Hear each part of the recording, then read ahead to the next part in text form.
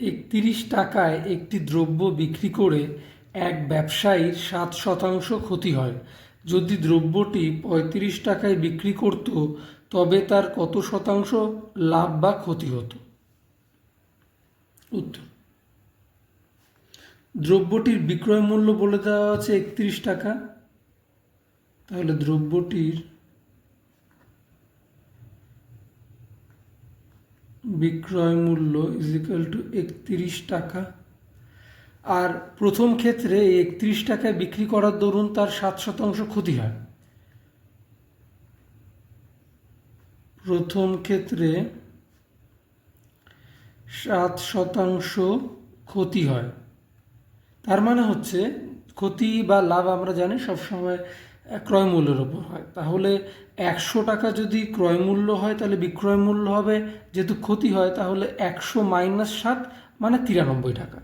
আর এখানে বিক্রয় মূল্য বলে দেওয়া আছে 31 টাকা, তাহলে ক্রয় মূল্য বের করতে হবে না। তাহলে আমরা উল্টোভাবে বলতে পারি যে 93 টাকা বিক্রয় মূল্য হলে ক্রয় মূল্য ইজ ইকুয়াল টু 100 টাকা। 1 টাকা বিক্রয় মূল্য হলে ক্রয় মূল্য 100/93 টাকা, আর বিক্রয় মূল্য বলে দেওয়া আছে 31 টাকা। তাহলে 31 টাকা বিক্রয় মূল্য হলে ক্রয় মূল্য 100/93 ইন্টু 31 টাকা। তাহলে 31কে এখান দিয়ে নিচে কাটলে হবে 3, তাহলে 100/3 টাকা।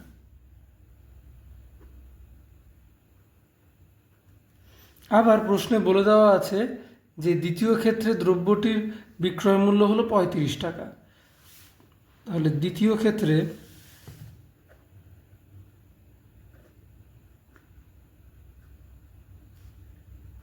দ্রব্যটির বিক্রয় মূল্য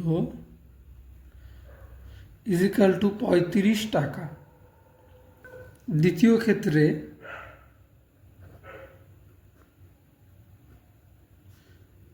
লাভ হয়, লাভ মানে আমরা জানি বিক্রয় মূল্য মাইনাস ক্রয় মূল্য।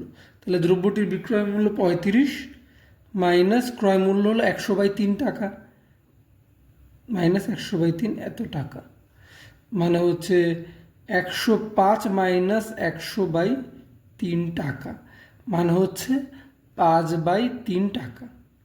এইবারে প্রশ্নে কি বলেছে? প্রশ্নে বলেছে শতকরা কত টাকা লাভ বা ক্ষতি হয় যদি 35 টাকা বিক্রি করতো। আমরা লাভটা পেয়ে গেছি, তাহলে শতকরা লাভটা আমরা বের করে নেব। আমরা লাভ পেয়ে গেছি 5/3 টাকা, তাহলে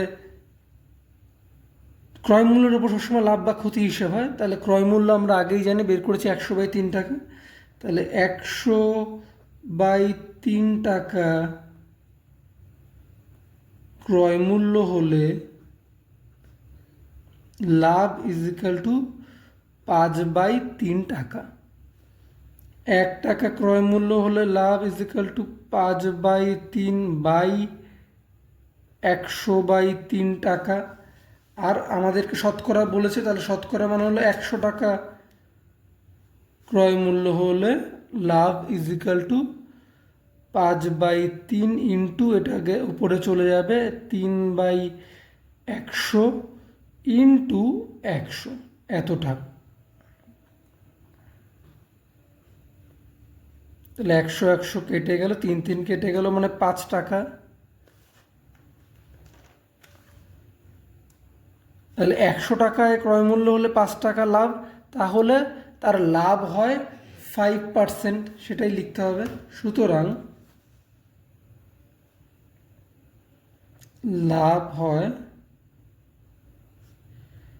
5%, অ্যান্সার।